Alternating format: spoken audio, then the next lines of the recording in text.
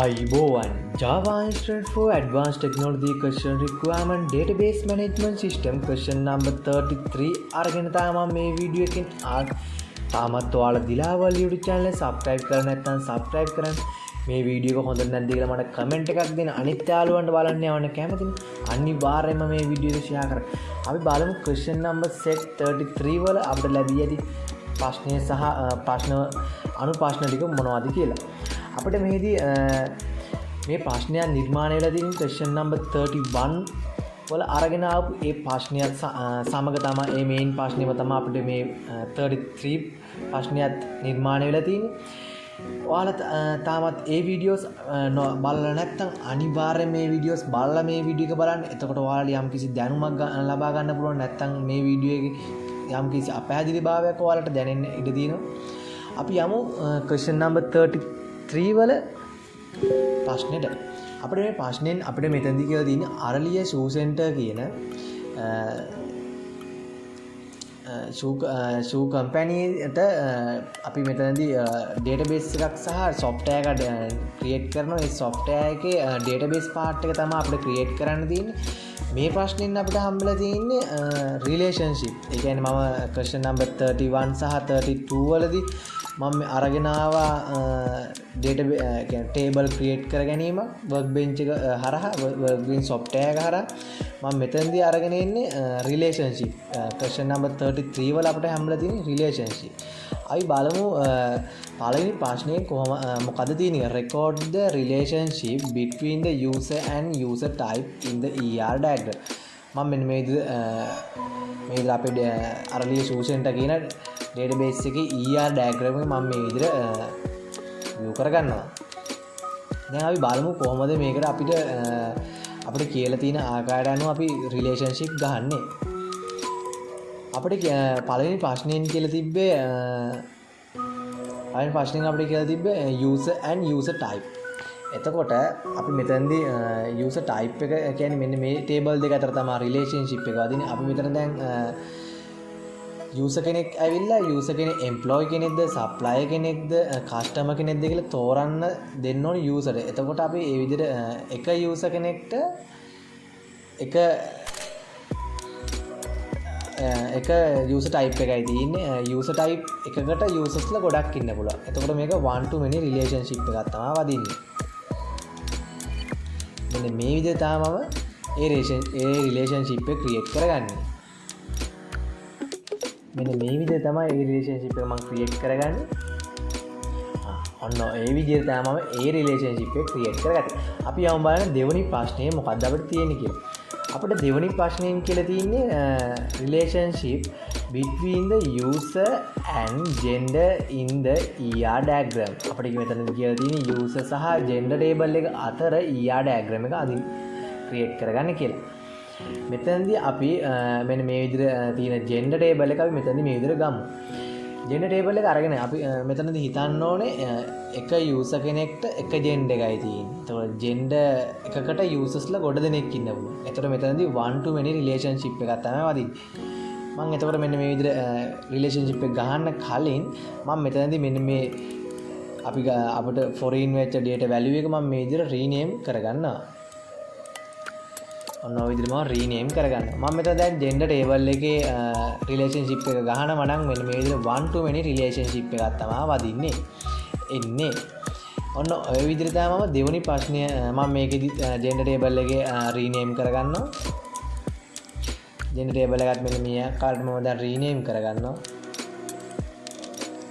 ඔන්න ওই විදිහට තමයි අපි user table එකට අදාළව user type table එක සහ gender table එක මම relationship මාර්ගෙන් create කරගත්තේ. මම මෙතනදී දැන් මේ අපේ table අඳුර ගන්න පුළුවන් වෙන විදිහට මම මේ විදිහට panel එකක් මේ විදිහට නිර්මාණය කරගන්නවා. ඔන්න ওই විදිහට මම panel එකක් කියන්නේ new layer එකක් මම නිර්මාණය කරගන්නවා. ඒ කියන්නේ මම මෙතනදී user ගේ සියලු values තමයි මම මේකේ අඩංගු කරන්නේ මේ new layer කියන එක. මම මේක මේ new layer කියන එක මම edit කරගන්නවා මෙන්න මේ විදිහට user කියලා. user කියලා මම මේක edit කරගෙන මම මෙතනට color එකක් දෙනවා. අපි මෙන්න මේ විදිහට color එකක් දෙමු මේකට. මම කලයකකුත් මේ විදිහට ඒකට දෙනවා. ඔන්න ඔය විදිහට මම කලයකකුත් දෙනවා. දැන් අපි බලමු මෙන්න විදිහට තමයි මම ලේයර් එකක් ඇතුලේ ටේබල් ටික view කරේ. ඒ කියන්නේ බලනකොට අපිට උනත් ER diagram එක පහසුවක් දැනෙනවා. එතකොට අපි යමු තුන්වෙනි ප්‍රශ්නයට. අපිට තුන්වෙනි ප්‍රශ්නයෙන් කියලා තියෙන්නේ record the relationship between user and system login in the ER diagram. අපිට කියලා තියෙන්නේ මෙන්න මේ තියෙන system login table එක සහ user table එක අතර relationship එකක් ගොඩනගන්න කියලා. ඊළඟට අපිට ලැබී තිබෙන්නේ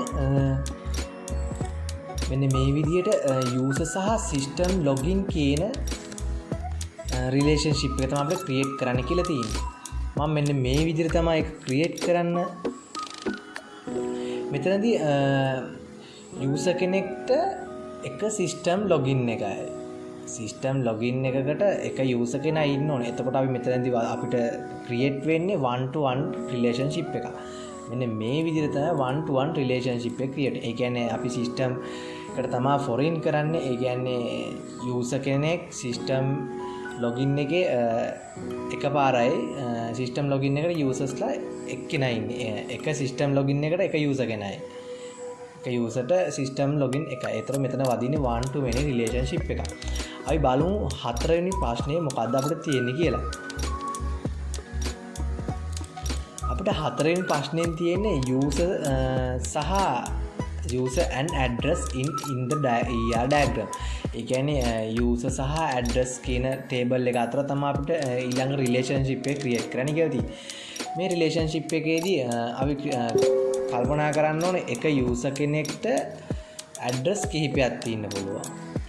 එක address එකකට usersලා එක address එකට usersලා එක්කෙනා ඉන්න පුළුවන්. එක user address කිහිපයක්. එතකොට මේක one to many relationship එක. මෙන්න මේ විදිහට තමයි ඒ one to many relationship එක create වෙන්නේ. ඔන්න ඔය විදිහට තමයි මම address table එකට අදාළ relationship එක create කරගත්තේ. අපි බලමු අපිට ලැබෙන ඊළඟ ප්‍රශ්නේ. ඊළඟ ප්‍රශ්නේ අපිට කියලා තියෙන්නේ address and city. Relationship between address and city in the ER diagram. එතකොට අපි මෙතනදී create කරනකොට මෙන්න මේ විදිහට තමයි අපි ගන්න ඕනේ. අපි create කරනකොට මෙන්න මේ විදිහට තමයි අපි ගන්න ඕනේ. එක address එකකට එක city එකයි තියෙනවා. city එකට address ගොඩක් තියෙන්න පුළුවන්. එතකොට මේක create වෙන්නේ one to many relationship එකක්. මෙන්න මේ විදිහට non identified one to many relationship එකක් මේ විදිහට create වෙනවා. ඒ කියන්නේ මෙතෙන්දී අපි ගත්තේ එක address එකට එක city එකයි. city එකට address ගොඩක් තියෙන්න පුළුවන්. ඔන්න ওই විදිහට තමයි user table එකට අදාළ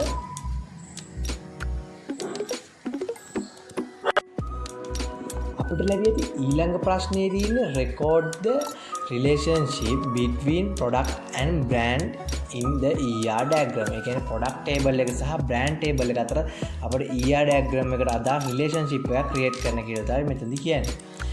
මෙන්න මේ විදිහට අපි බලමු product table එක මෙන්න මේ විදිහට අපිට මෙතනදී තියෙනවා. මම මේ product table එකේ table එකට panel කියන්නේ label එකක් මේ විදිහට create කරගන්නවා product table එකට. මෙන්න මේ විදිහට මම product table එක මෙතනින් තියාගෙන මම මේ layer එක මේ විදිහට edit කරනවා. මේ විදිහට edit කරනකොට මම මෙතනදී දෙනවා මේ විදිහට product කියලා. product කියලා මම මෙතනදී දීලා ඊළඟට මම මේකට color එකකුත් මේ විදිහට දෙනවා. මම color එකකුත් මේ ආකාරයට දීලා ඊළඟට බලමු අපි දැන් කොහොමද මේකට අදාළ brand table එක කොහොමද අපි දැන් create relationship එක create කරන්න කියලා. මෙන්න මේ විදිහට product table එක මම මෙතනින් සහ අපිට ගන්න එක තියෙන brand table එක මම brand table එකත් මේ විදිහට ගන්නවා. දැන් අපි මෙතන relationship එක create කරනකොට බලන්න ඕනේ එක product එකකට brand එකයි තියෙන්න පුළුවන්. හැබැයි එක brand එකට product ගොඩක් තියෙන්න පුළුවන්. ඒ කියන්නේ එක brand එකට product ගොඩක් තියෙන්න පුළුවන්. product එකකට එක brand එකයි තියෙන්න පුළුවන්. එතකොට මෙතනදී create වෙන්නේ one to many relationship එක. මෙන්න මේ විදිහට තමයි one to many relationship එක create වෙන්නේ. මෙන්න මේ විදිහට තමයි ඒ one to many relationship එක create වෙන්නේ.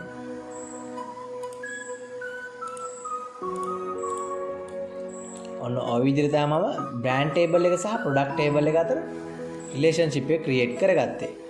අපිට ඊළඟ ප්‍රශ්නේ බලමු අපි මොකක්ද දෙන්නේ කියලා.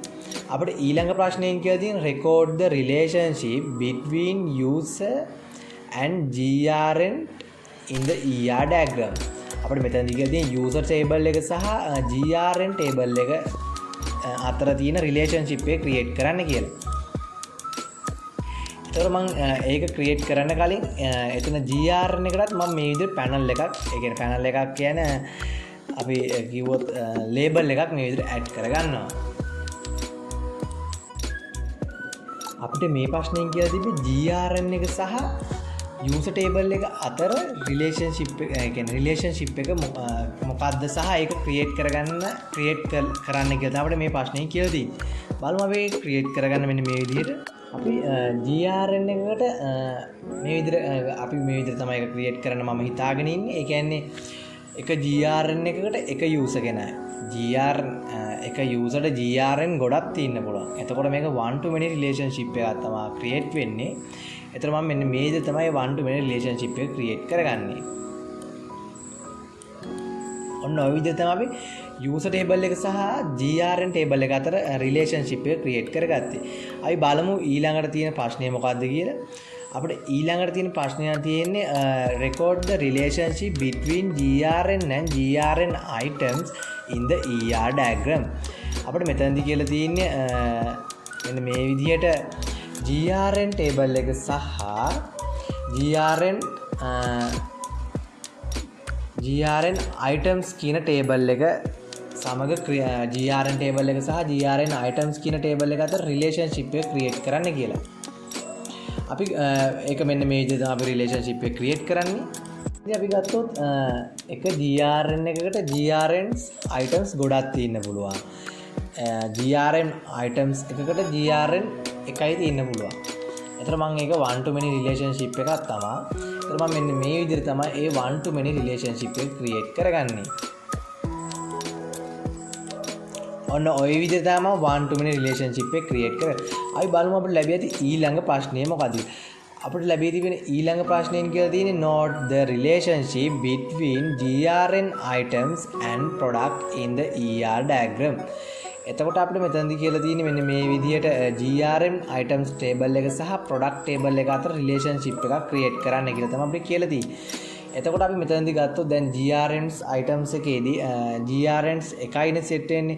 එතකොට අපි මෙතනදී බලන්න ඕන GRN items එකේදී product එකකට GRNs item එකයි තියෙන්න පුළුවන්. GRN items එකකට product ගොඩක් තියෙන්න පුළුවන්. එතකොට මේක one to many relationship එකක් තමයි මෙතනදී create වෙන්නේ. මෙන්න මේ විදිහට තමයි මම ඒ relationship එක create කරගන්නේ. ඔන්න ඔය විදිහට තමයි මම one to many relationship එක create කරගත්තේ. අපි බලමු අපිට ලැබෙන ඊළඟ ප්‍රශ්නය මොකක්ද කියලා. අපිට ලැබෙන ඊළඟ ප්‍රශ්නයෙන් අපිට කියලා තියෙන්නේ record the relationship between GRN item and stock in ER diagram. අපිට මෙතනදී කියලා තියෙන්නේ මෙන්න මේ විදිහට තමයි අපිට මෙතනදී කියලා තියෙන්නේ මේ stock table එකකට මේ විදිහට layer එකක් මේ විදිහට add කරගන්නවා.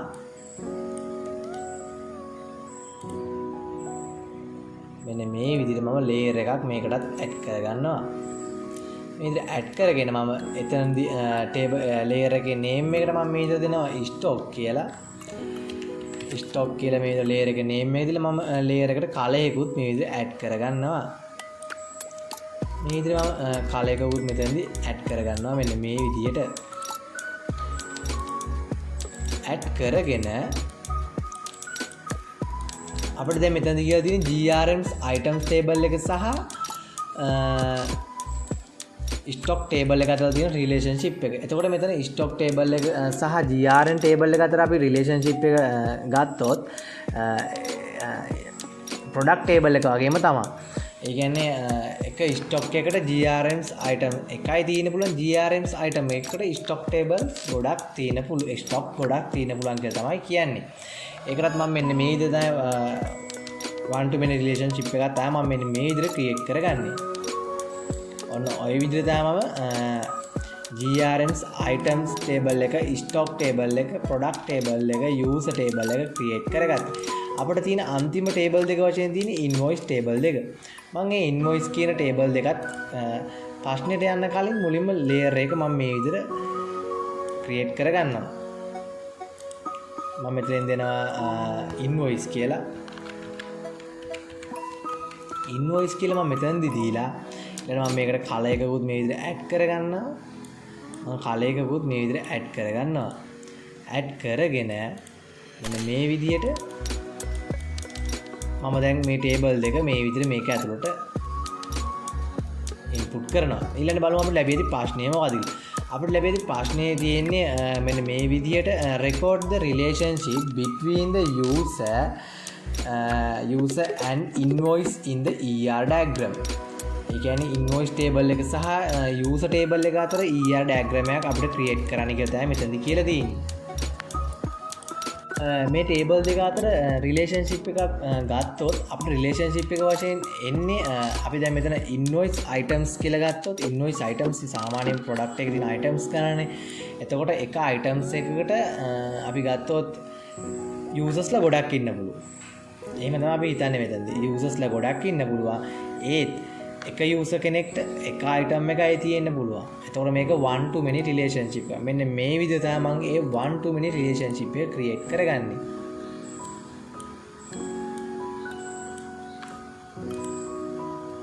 අයි බලමු අපිට ලැබෙති ඊළඟ ප්‍රශ්නය මොකක්ද කියලා. අපිට ලැබෙති ඊළඟ ප්‍රශ්නේ අපිට කියලා තියෙන්නේ note the relationship between invoice and invoice items in the ER diagram. මෙන්න මේ invoice items සහ invoice කියන table දෙක අතර තමයි relationship එක මෙන්න මේ විදිහට create කරගන්න කියලා තියෙන්නේ.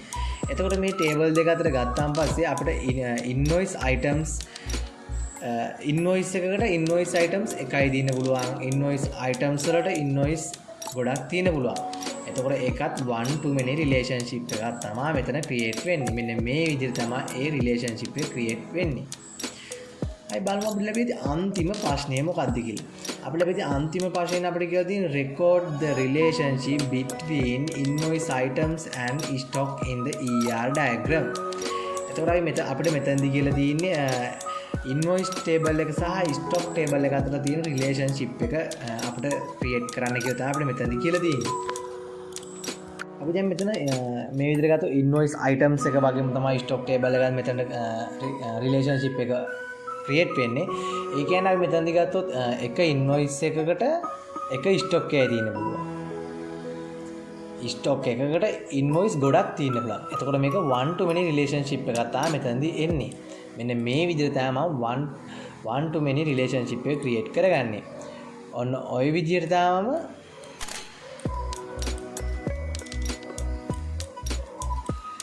one to many relationship එක create කරගත්තේ. ඔන්න ওই විදිහට තමයි මම අපිට ලැබී තිබෙන question number 33 වලට අදාළව අපිට ප්‍රශ්න 13ක් ලැබී දුණා. අනේ 13ට අදාළව මම සම්පූර්ණ database connection එක relationship මේ විදිහට create කරගත්තේ. ඔන්න ওই විදිහට තමයි ඒ relationship එක මේ විදිහට create කරගත්තේ. Java Institute for Advanced Technology question requirement database management system question number 33 අරගෙන තමයි මම මේ වීඩියෝ එකෙන් ආවේ. තාමත් ඔයාලා දිලාවල YouTube channel subscribe කරලා නැත්නම් subscribe කරලා අනිවාර්යයෙන්ම මේ වීඩියෝ එකට like එකක් දෙන්න. අනිත් යාළුවන්ට බලන්න යවන්න කැමති නම් මේ වීඩියෝ එක share කරන්න. අපි question number 34 වීඩියෝ එකෙන් අපි අනිවාර්යයෙන්ම ඊළඟ වීඩියෝ එකෙන්